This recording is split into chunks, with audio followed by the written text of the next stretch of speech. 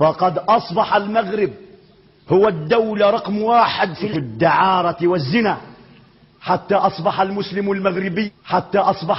المغربي إذا خرج وسئل عن جنسيته يستحي أن يفصح عن جنسيته لما يسمع عن ممارسات بناتنا.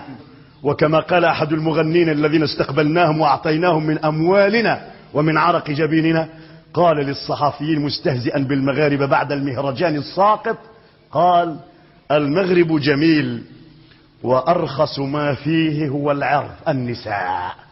قال: المغرب جميل وأرخص ما فيه هو العرض النساء.